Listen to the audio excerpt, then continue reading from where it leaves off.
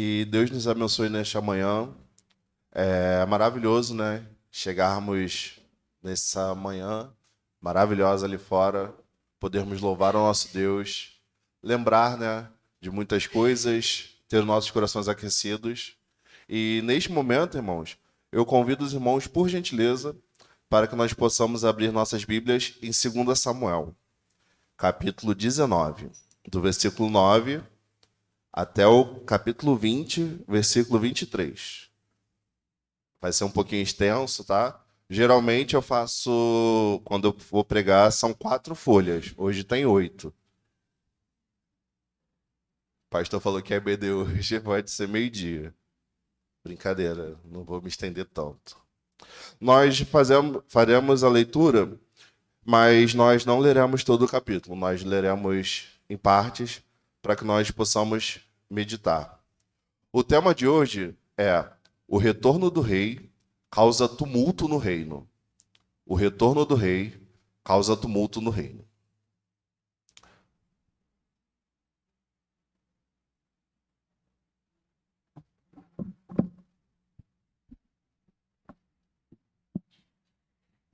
Som. Trocar o microfone aqui porque estava um pouquinho alto.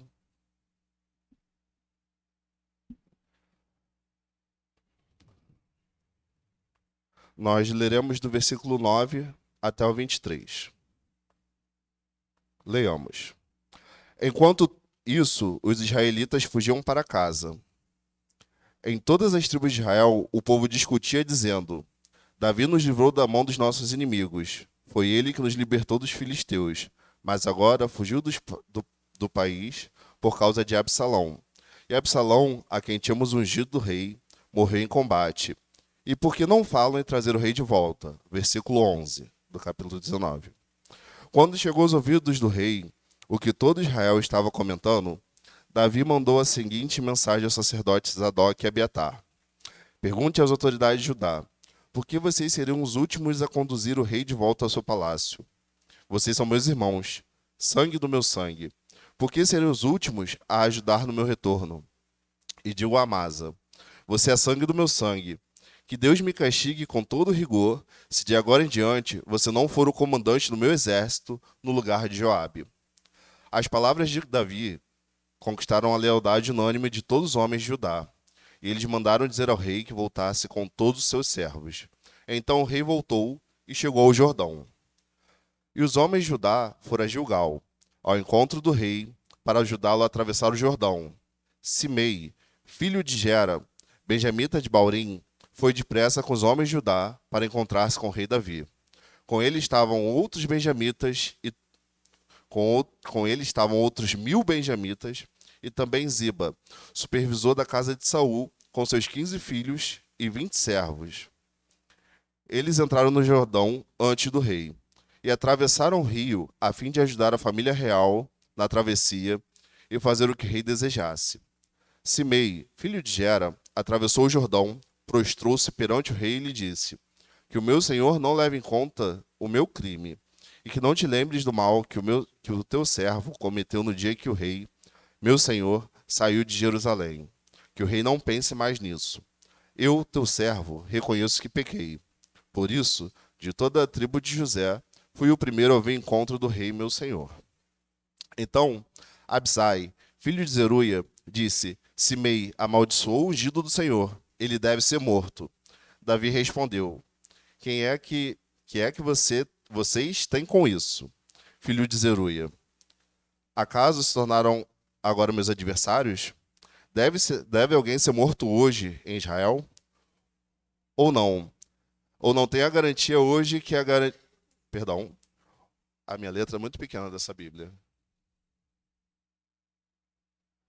Ou não tenho hoje a garantia de que voltei a reinar sobre Israel?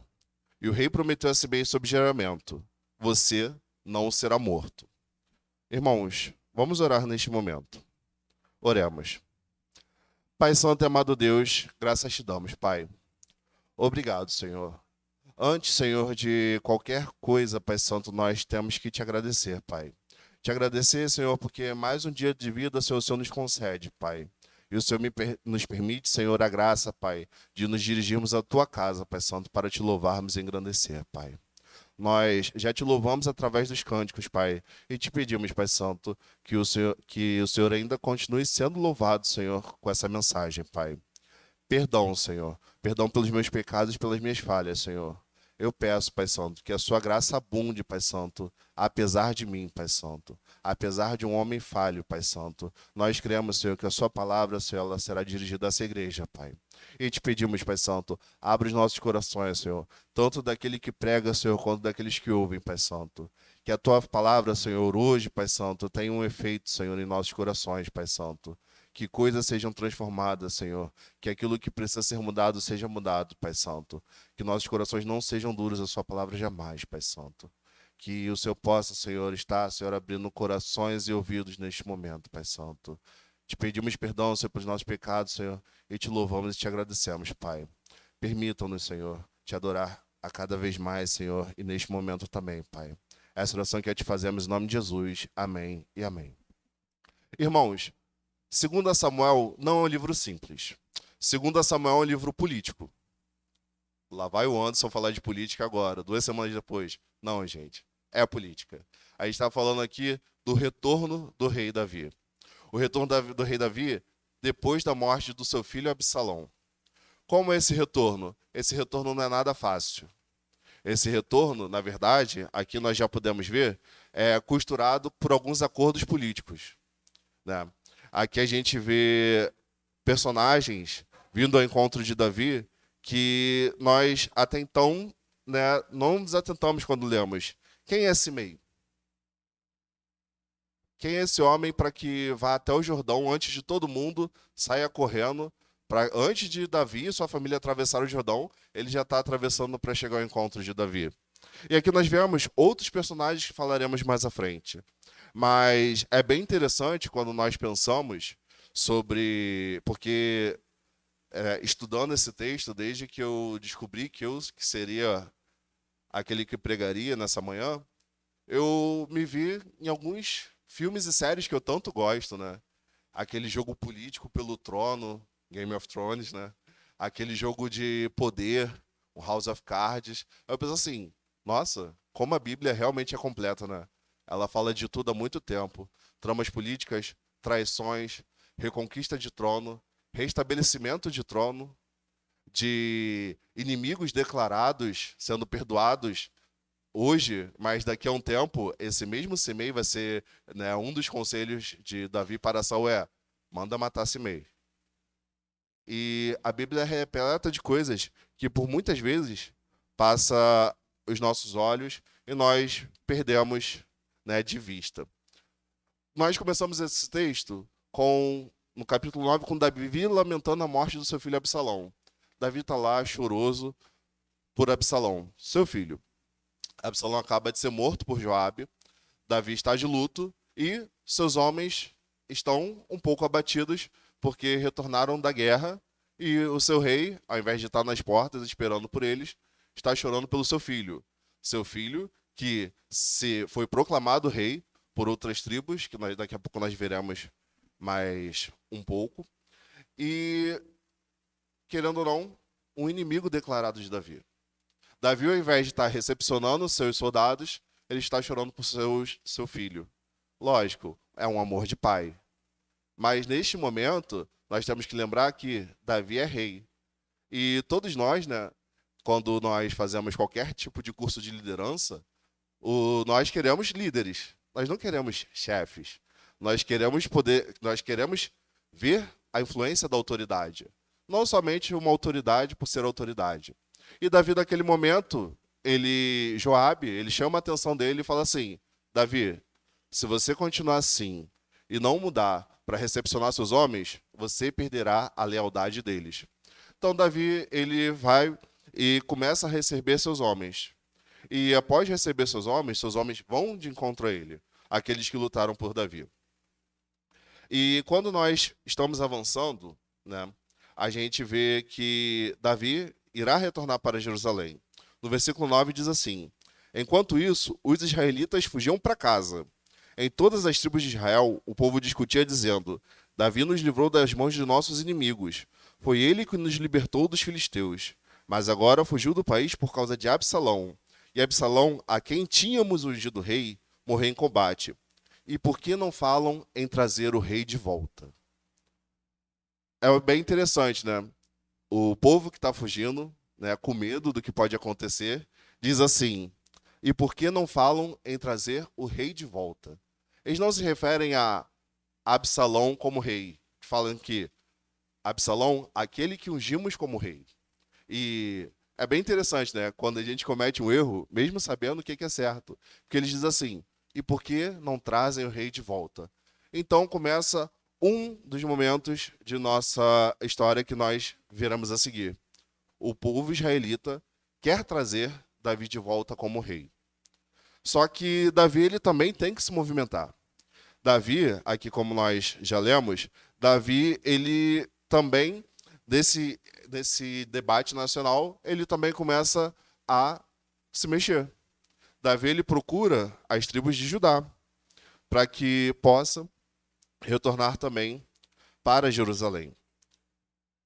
E quando Davi ele está em seu retorno, né, depois também de encontrar os homens de Judá, ele encontra Simei. E para a gente poder avançar um pouco, a gente precisa lembrar quem é Simei. Simei, lá no capítulo 16, não sei se vocês lembram, mas quando Davi está indo embora da cidade, existe um homem que está apedrejando Davi, tacando pedras em Davi. Esse mesmo homem, ele chama Davi, e aqui eu separei, quando ele está atacando pedras em Davi, ele amaldiçoa Davi e chama Davi de assassino e bandido. E que Davi estava arruinado por ser um assassino. É esse homem que está indo, correndo antes de todo mundo, para chegar à frente de Davi. Até porque, né, se você chamou o rei exilado de assassino e bandido, o que quer que seja, a primeira coisa quando esse rei voltar a ter o poder é mandar me matar. Só que, para surpresa de todos, Davi, ele não, né, apesar de homens ao seu redor falar que sim, Simei merecia a morte, Davi ele não toma essa atitude. Até porque quando Simei vem, ele vem com 1.000 benjamitas. E aquilo que Davi precisa nesse momento é de apoio. Davi ele não precisa dividir o reino já estava dividido. Davi ele precisa de homens que o apoiem. Então Davi ele mostra que ele demonstra favor a todos, tanto inimigos quanto amigos.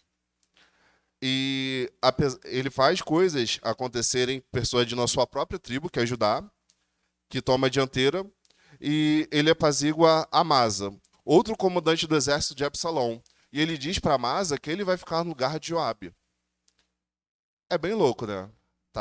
Acabou de ter uma guerra, imagina. Vamos colocar assim, tentar imaginar. Eu tô em guerra com o Demerson. Quando acaba a guerra, eu falo assim, Demerson, você vai ser meu general. Estrategicamente falando, a chance que eu tenho é do Demerson no primeiro momento querer ele me matar. Mas Davi está costurando um acordo político bem gigantesco para que ele possa voltar ao reino, retornar ao reino e governar em paz. E a jornada de Davi de volta a Jerusalém, ela é uma imagem espelhada da sua saída. Antes, ele tem uma saída vergonhosa. Ele tem uma saída vergonhosa, tacando pedra, chamando ele de bandido, chamando de assassino, que ele está arruinado. E agora, Davi ele está retornando. E nesse caminho de volta, Davi ele encontra 3 pessoas. Ele encontra Simei, ele encontra Mefibosete e também Barzilai. Simei aqui, ele é o inimigo. Ele é o inimigo que agora ele tenta a reconciliação. Ele tenta a paz. E Davi, ele perdoa, na frente de todos, um inimigo declarado. A partir do momento que Davi, né, porque a gente sabe que são 12 tribos, e tem 10 tribos que não estão com Davi nesse momento. A partir do momento que Davi procura perdoar um inimigo declarado, ele está estendendo para todos os outros, que também estou os perdoando. Nada aqui é por acaso. As ações de Davi aqui, todas elas têm motivação política, mas também para estabelecimento do reino. E Davi ele mostra clemência. Ele diz assim: hoje eu sou o rei sobre Israel. Davi ele tem certeza daquilo que foi prometido a ele muito antes. Independente de todos os acontecimentos que nós temos visto, desde o capítulo 14 até o capítulo 20, com toda a guerra civil que aconteceu, Davi ele sabe aquele que colocou ele no trono. E ele diz que nenhuma execução é necessária para estabelecer sua realeza.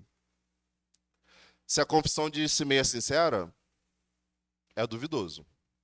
Mas a sua lealdade fingida encontra sua correspondência na resposta de Davi. E no momento, a resposta de Davi é somente governada pela situação política. E logo após Simei, vem o encontro Mefibosete. Mefibosete, todos lembram, é um dos filhos de Saul. Aquele filho que tem deficiência. Diz assim, no versículo 24. Mefibosete, neto de Saul, também foi ao encontro do rei. Ele não havia lavado os pés, nem aparado a barba, nem lavado as roupas, desde o dia em que o rei partira até o dia que voltou em segurança. Quando chegou em Jerusalém e encontrou-se com o rei, este lhe perguntou: por que você não foi comigo, Mefibosete? E ele respondeu: ó rei, meu senhor, eu, teu servo, sendo aleijado, mandei selar o meu jumento para montá-lo e acompanhar o rei. Mas o meu servo me enganou. Ele falou mal de mim ao rei, meu senhor. Tu és como um anjo de Deus, faz o que se achares melhor. Versículo 28. Todos os descendentes do meu avô nada mereciam do meu senhor e rei, senão a morte. Entretanto, deste a teu servo um lugar entre os que comem a tua mesa. Que direito tenho eu, pois de te pedir qualquer outro favor? Disse-lhe então o rei: você já disse o suficiente.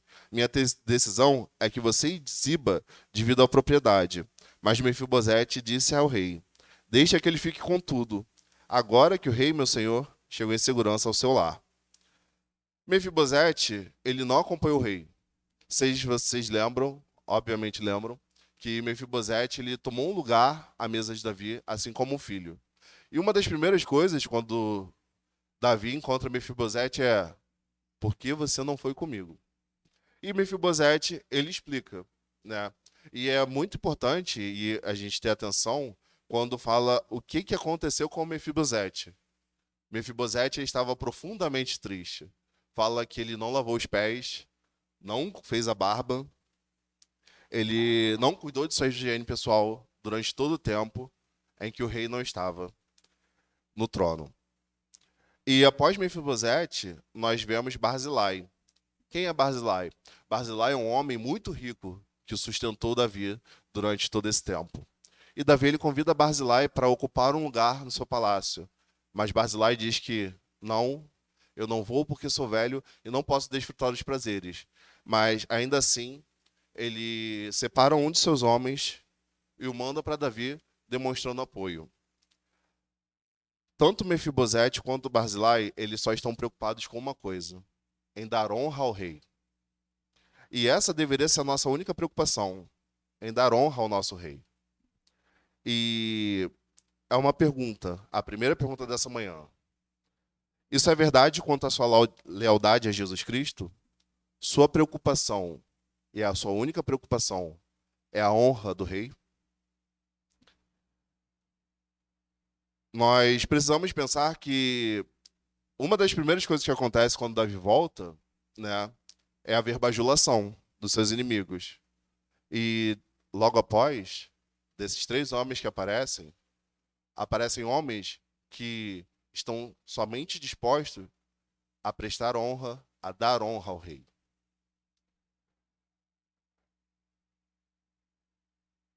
A preocupação de Mefibosete e Barzilai é uma preocupação autêntica, autêntica em seus corações.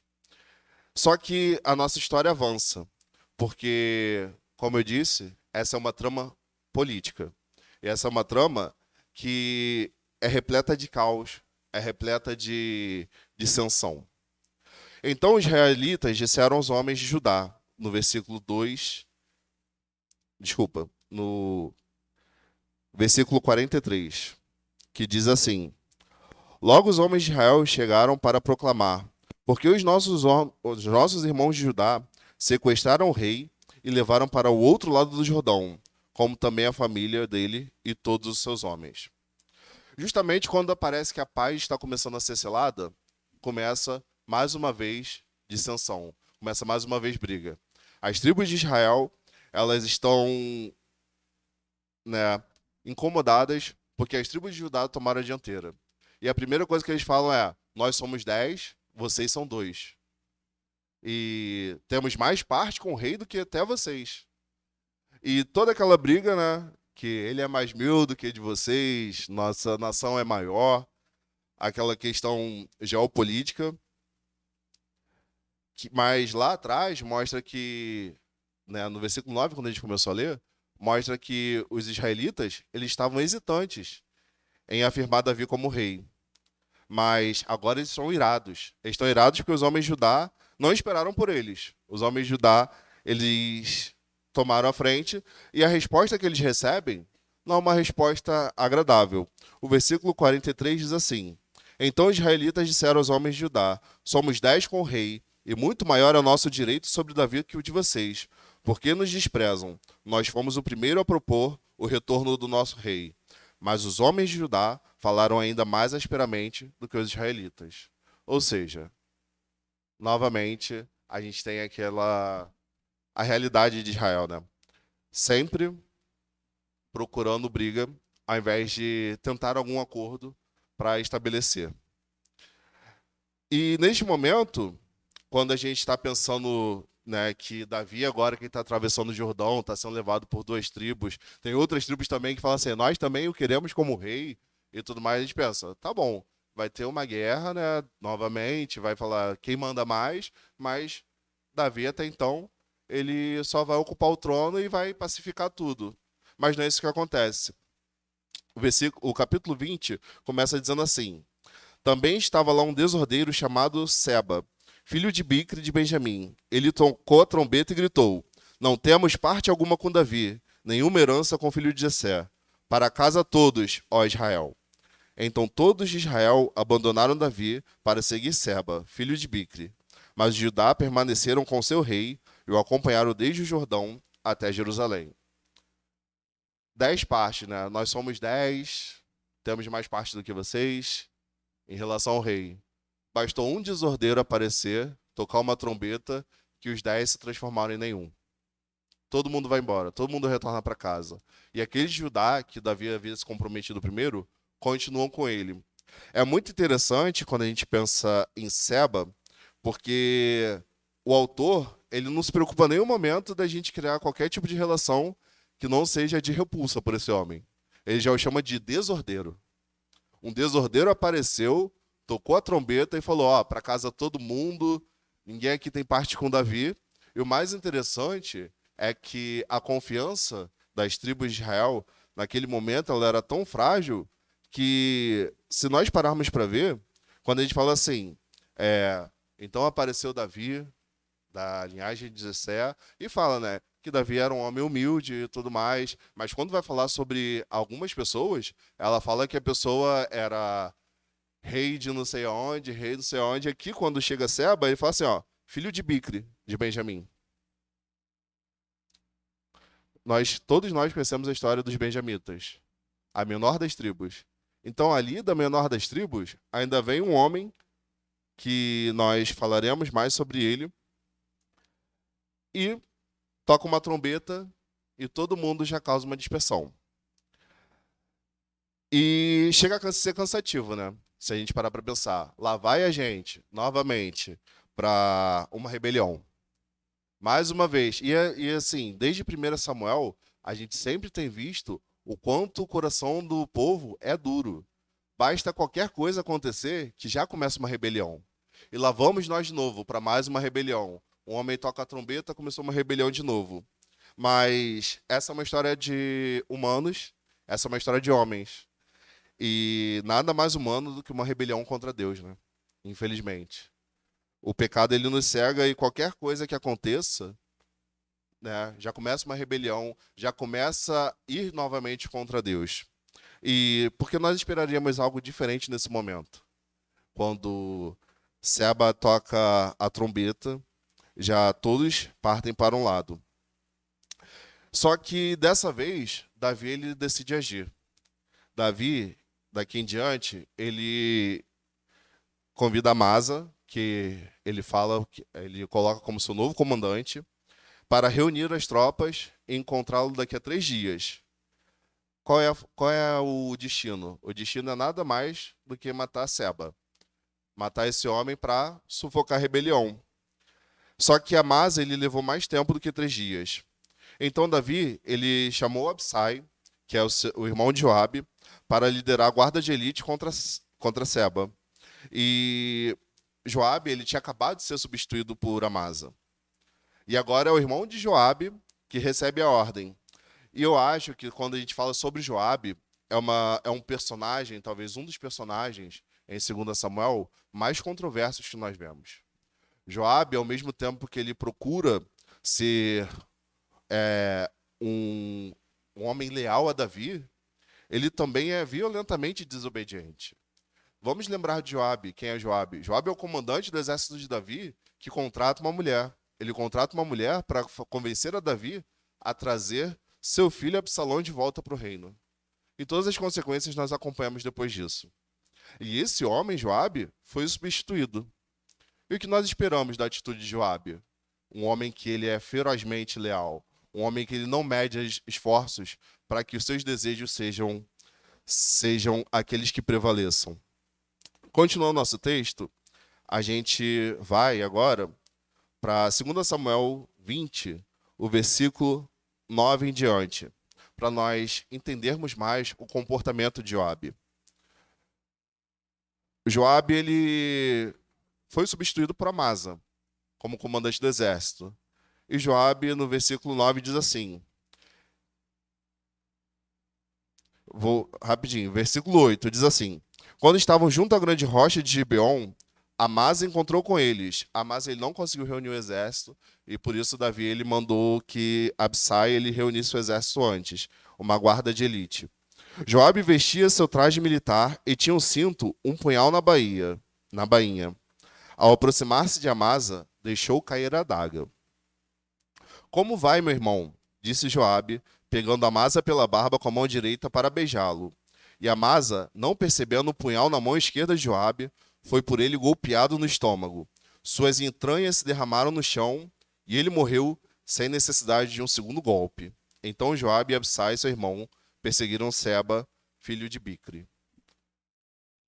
Davi, o rei, tinha dito uma coisa bem clara: Amasa, você vai liderar o exército. Joabe encontra Amasa, vai dar um beijo nele e o apunhala. O golpe ele é tão violento e chega a ser tão visceral que diz assim que suas entranhas se derramaram no chão.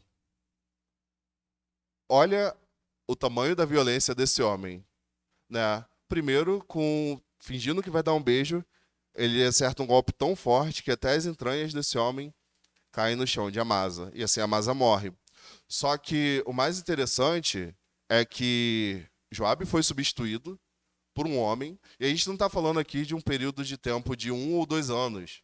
Não é 3 anos, como aconteceu com Absalão até ele poder voltar para o reino. A gente está falando aqui de tudo que está acontecendo num período de tempo muito curto. Joabe e Absai vão cumprir aquilo que Davi mandou, que é perseguir Seba, o filho de Bicri. Só que antes de perseguir o filho de Bicri, Joabe ele demonstra que ele quer, ninguém vai ocupar meu lugar, né? Esse daqui é meu lugar, eu sou comandante do exército e ninguém vai ocupar meu lugar. E mais interessante ainda é quando nós pensamos que quando a Bíblia ele fala dos homens, ele fala que os homens de Joabe. E olha a força de Joabe dentro do reino. Até o próprio exército, né? E a gente vê que quando Amasa vai reunir o exército, ele não tem nem força política para conseguir reunir o exército. Davi fala assim, ó, 3 dias eu quero o exército pronto, para a gente poder seguir. E Amasa vai lá, né? Ó, vamos para a guerra. e não sabemos, né, se por incompetência dele ou por influência de Joabe, ele não consegue reunir o exército. Mas assim que Joabe o mata, ele, seu irmão e seu exército, eles vão atrás desse homem. Por que eu disse que Joabe ele é um homem muito controverso?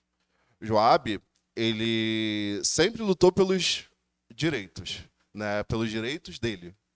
Se pelos interesses, somente os dele. E é muito interessante, apesar de Davi, né, como rei, a influência política que Joabe teve durante todo esse tempo. Joabe foi aquele que convenceu o rei que Absalão pudesse retornar. Por conta de Joabe, a gente chegou a esse momento dessa guerra civil instaurada, desse reino dividido. Um homem que só procurava seus próprios interesses. E mais interessante ainda é quando a gente pensa que quem é Joabe? Joabe é sobrinho de Davi. Quem é Absai? Absai é sobrinho de Davi. E quem é Amasa? Sobrinho de Davi. Aqui confirma aquilo que o profeta Natan disse, que a espada nunca se afastaria da casa de Davi. Nós temos Joabe matando Absalão. Nós temos Joabe, Absalão, filho de Davi. Nós temos o Joabe, sobrinho de Davi, que assassina Absalão. Perdão, vamos voltar tudo de novo. Nós temos Absalão matando Aminon. Nós temos Joabe matando Absalão. E agora temos o sobrinho Joabe matando o sobrinho Amasa. A casa de Davi está um caos. E é um dos primeiros pontos que nós precisamos pensar. Apesar de Davi estar sendo restaurado como rei, apesar de Davi ser conhecido por todos nós como um homem segundo o coração de Deus, os pecados de Davi, perdoados sim, mas as consequências dele podem ser persistentes. Os pecados de Davi, as consequências do seu pecado, não ficou somente em sua família, mas se espalhou para toda uma nação. E, dando continuidade, diz que Seba, ele atravessou todas as tribos de Israel e chegou até Abel Bet-Maca. E todos os bicritas se reuniram para segui-lo. E o exército de Joabe veio e secou Abel Bet-Maca. E eles construíram contra a cidade uma rampa que chegou até a muralha externa, quando o exército de Joabe estava para derrubar a muralha. Uma mulher sábia gritou da cidade e disse: Ouçam, ouçam, digam a Joabe que vem aqui para que eu fale com ele. Quando ele se aproximou, a mulher perguntou: Tu és Joabe? E ele respondeu sim. Ela disse: Ouve o que tua serva tem para dizer-te. Estou ouvindo, disse ele.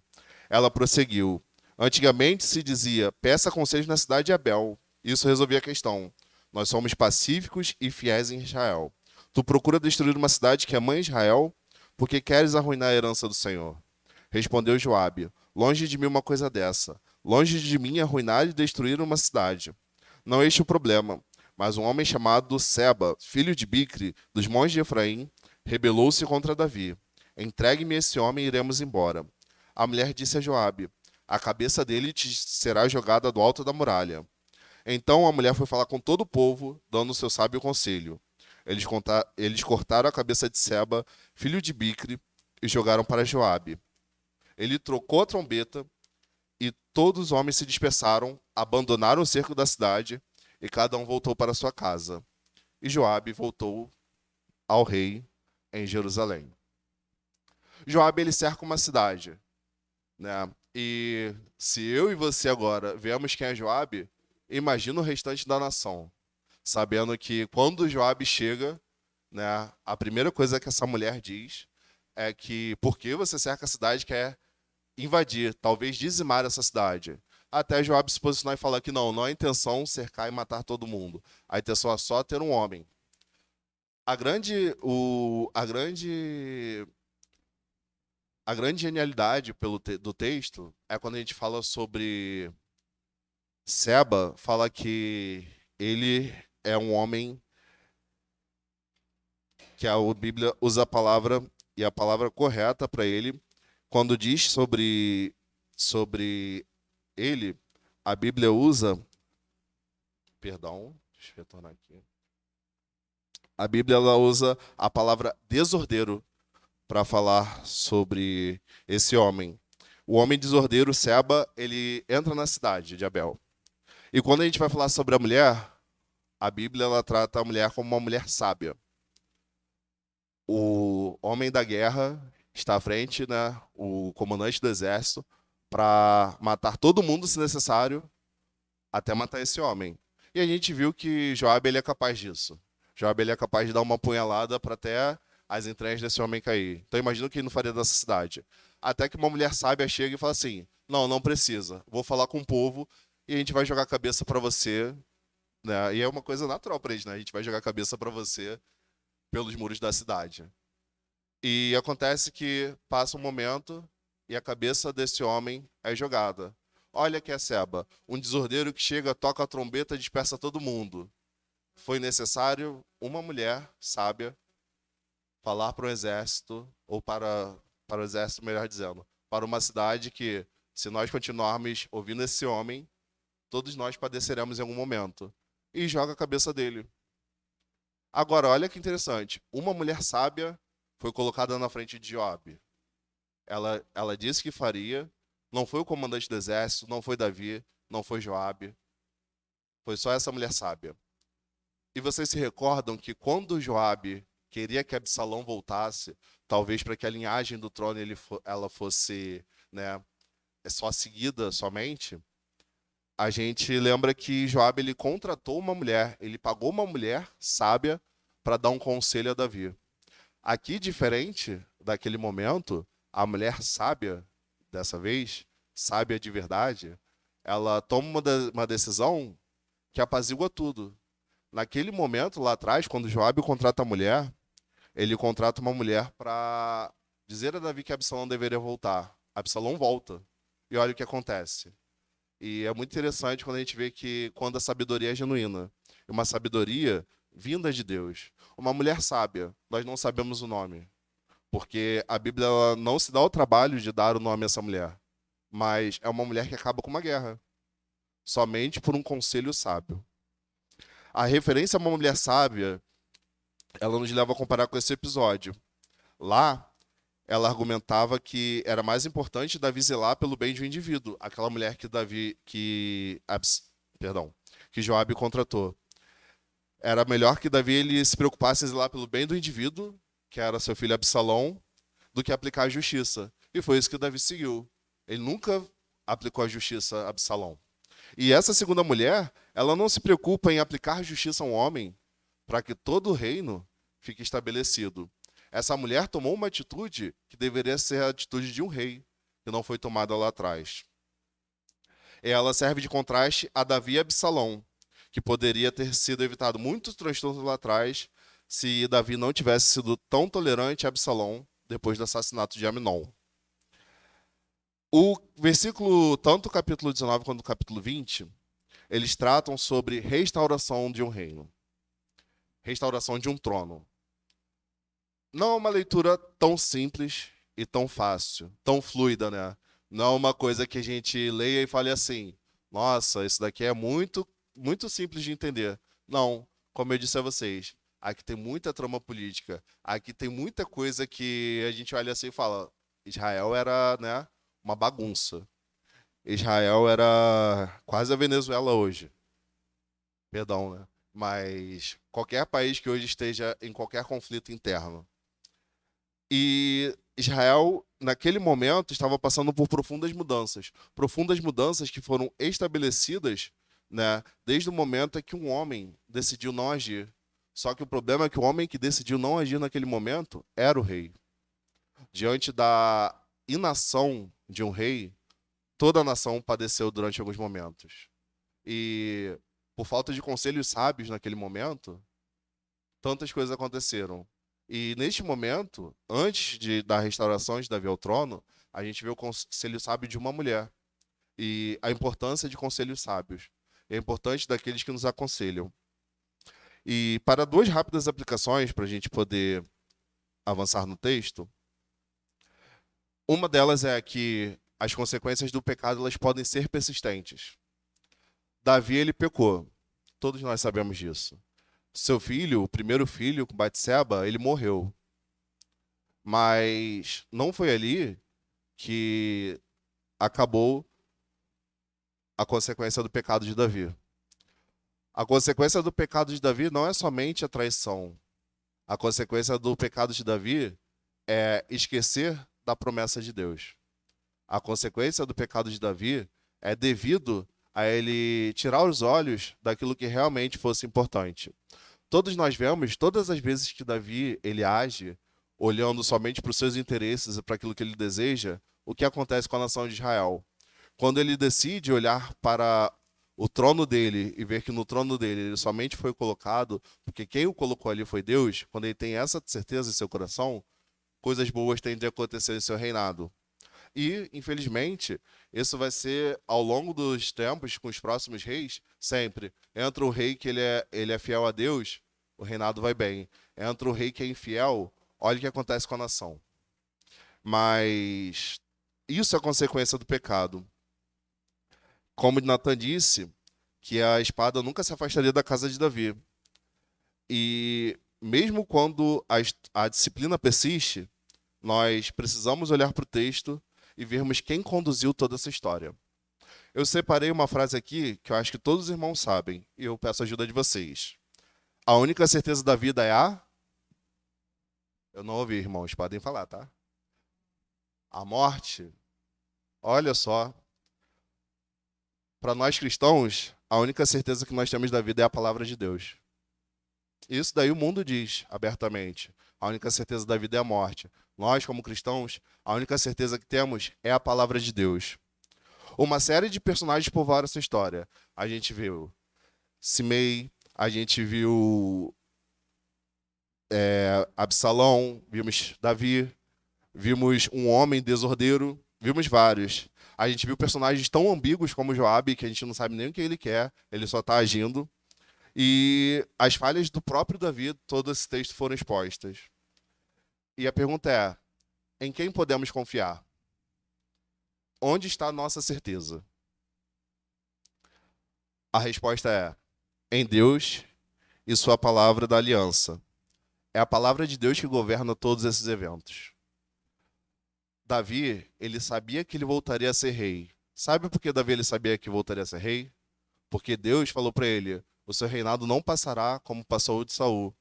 Eu vou te estabelecer como rei. E a sua descendência. Então, quando Davi estava atravessando o Jordão, ele tem certeza de uma coisa: a palavra de Deus vai se cumprir. E é muito interessante quando nós vemos Israel nesse momento e o caos que a nação está tomada.